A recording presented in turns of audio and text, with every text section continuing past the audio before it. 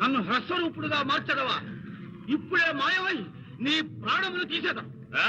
నీ తరము కాదురా తులువా, నీ అదృశ్యమగుటకు ముందే మాకు ఆహారము కాబోతున్నావురా.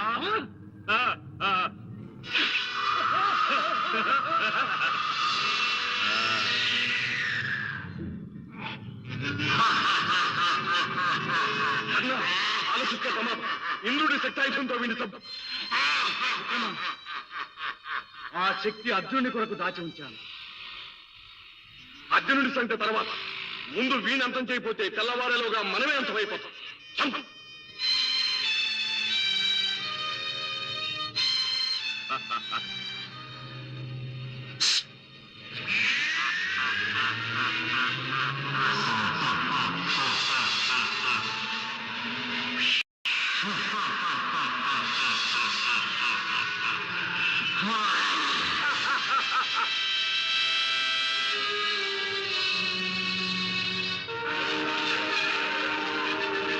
ప్రళయకాలుడై విలయ రుద్రుడై ద్రోణాచార్యుడు భయదాస్త్రముల పాండవ సేనల చెండాడే.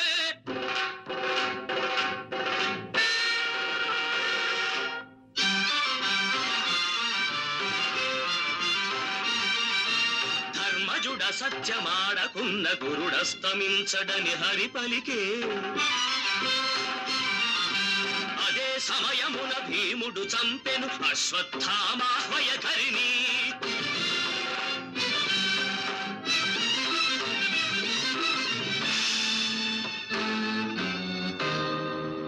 అశ్వత్థామాహతః కుంజర అనెను విధి లేక ధర్మాత్మజుడు.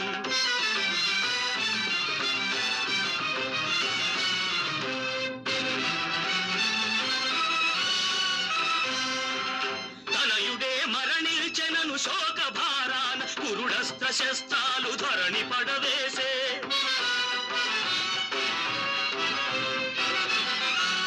దృష్టజుమ్నుని మనోభిష్టము నెరవేర గురునిపై లంఘించి శిరము ఖండించే.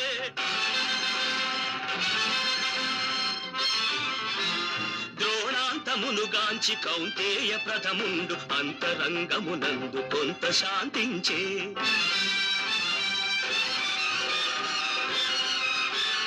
కురువృద్ధ సింహము గురువృద్ధ కుంజరము కూలెనని కురురాజు కుమిలి దురపిల్లే. ద్రోణ దుర్మరణానికి అశ్వత్థామరెండవ రుద్రుడై అగ్నిముఖ నారాయణాస్త్రమునంపె పాండవ సేనపై. రాధేయుడు కాదు నాయన, నీవు కౌంతేయుడివి. తొలి కాన్పునే దూరం చేసుకున్న ఈ దురదృష్టవంతురాలికి నీవు సూర్య భగవానుని కరుణా ప్రసాదం కన్నా. అఖిల లోకాలకు వెలుగునిచ్చే భాస్కర దేవుడు ప్రసాదించిన ఈ జీవితాన్ని చీకటి చేసిన మాతృమూర్తివి నీవేనా తల్లి? అరమర లేక పసిగందుని గంగ కర్పించిన కరుణామయవి. ఈ కౌరవ సేనాపతిని ఆశీర్వదించడానికి వచ్చావమ్మా. అభిమానపడి ఏనాడు నీ జన్మ రహస్యాన్ని దాచాను, ఆనాడే నిన్ను ఆశీర్వదించే అర్హతను పోగొట్టుకున్నాను నాయన. అభిమానం, నీ అభిమానం ఎంతటి విపత్తు తెచ్చిపెట్టిందమ్మా. నేను కౌంతేయుడున్న నిజం ఆనాడే తెలిసి ఉంటే రారాజు నన్ను చేరదీసేవాడా? నా అండ చూసుకునే పాండవులతో కయ్యానికి సిద్ధపడేవాడా? ఈ కురుక్షేత్ర మహాసంగ్రామం సంభవించేదా? నిప్పు లాంటి నిజాన్ని దాచి కురు వంశ కల్లోలానికే దారి తీశావు కదమ్మా. గత్యంతరం లేని పరిస్థితుల్లో చేసిన పనికి పరిణామం ఇంతటిదని ఊహించలేకపోయాను. నాడు ఊహించలేకపోయినా నేడు ఈ రణయజ్ఞంలో ఎందరో వీరపత్తుల్లో మాంగళ్యాలు మసైపోతున్నావు, ఎందరో వీరమాతలో గర్భశోకంతో కుమిలిపోతున్నారో కళ్ళారా చూస్తున్నావు కదా. ఈ ప్రవహించే రక్త నదులకు నీ ఒక్కతే అభిమానం కారణమైంది. స్త్రీ హృదయం అమృతమయం అంటారే, ఇంతటి పాషాణం ఎలా కాగలిగిందమ్మా? కాక తప్పలేదు నాయన. ఒక క్షణం ఎంతగా మురిసిపోయాను, మరుక్షణమే నా బిడ్డను కానీనుడు కానీనుడు అంటూ లోకులు కాకులా పొడుస్తారని ఎంతగా కుమిలిపోయాను. కన్న ప్రేమకు కట్టుబాట్లకు కొడుకు మధ్య ఈ తల్లి హృదయం ఎంతగా పరితపించిందో నీకెలా వివరించింది ఆయన? భగవత్ ప్రసాదంగా నిన్ను పెంచుకునే వారి ఎవరి దరికైనా చేస్తామని ఆ గంగామ్మ తల్లిని ప్రార్థించి నిన్ను అప్పగించేనయ్యా. నాయనా, గురుకుమారుల అస్త్ర విద్యా పరీక్షలో సాక్షాత్తు సూర్య భగవానుడిలాగా ప్రత్యక్షమై నీవు అర్జునునికి ప్రత్యర్థిగా నిలబడినప్పుడు నిన్ను చూడగలిగిన ఆనందానికి పొంగిపోయాను, అన్నదమ్ముల వైరానికి కృంగిపోయాను. నాటి నుంచి సుఖ దుఃఖాల మధ్య నలిగి నలిగి గుండె బలహీనమైపోయింది. అమ్మా, వద్దమ్మా, వద్దు.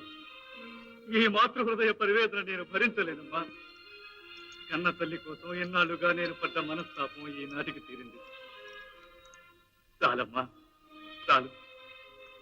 ఈ జన్మకి తృప్తి చాలు. అమ్మా, యుద్ధ రంగంలో జయమో పరాజయమో ప్రతిక్షణం మృత్యువు వెన్నాడుతూనే ఉంటుంది. మరల కలుస్తామో లేదు. ఏం చేసి నన్ను మాతృ రుణం తీర్చుకోమంటావో చెప్పు. చెప్పమ్మా.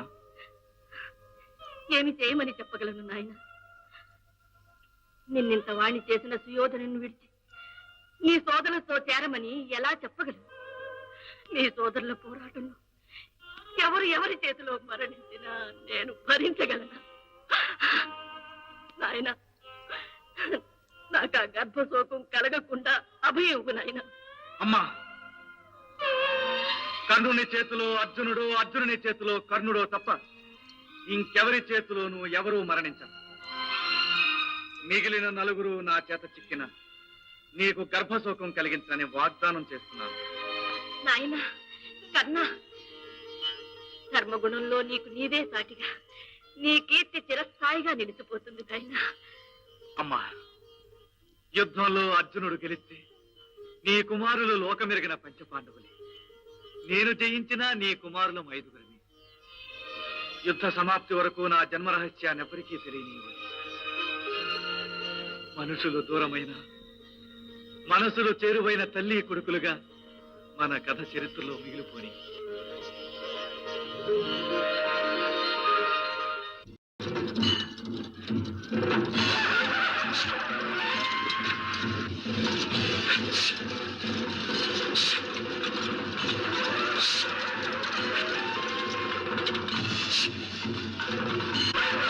చూశావా అర్జున, కర్ణుడు ఎంత పౌరుషంగా పోరాడుతున్నాడు.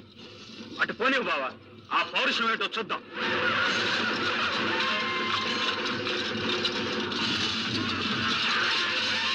అభినందన, ధైర్యంగా నిలబడి యుధిష్ఠిరుడనే పేరు సార్థకం చేసుకో. నీ వాచాలతకి ఇదిగో నా సమాధానం.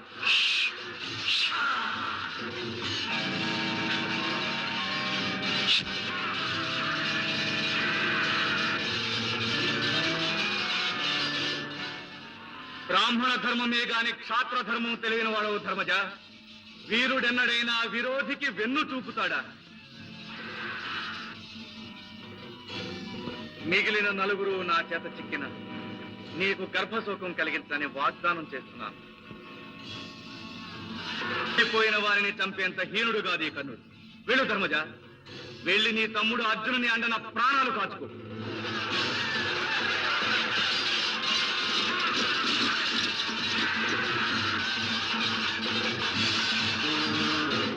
అల్లుడు, నన్ను చంపుతావా? విషవృక్షానివి, నిన్ను చంపకపోతే ఎలా మామా? అది సుమృతమే. కాని అల్లుడు, మా సైన్యం పూర్తిగా నశించినట్టేనా? దాదాపుగా. అది సరే, మీ సైన్యంలో కూడా చాలా మంది చనిపోయారనుకుంటాను. నువ్వు పెంచిన కలహం చావడానికి కాక బ్రతకడానికా మామా? ఇక నా అవతారం సాలించవచ్చు. చంపే.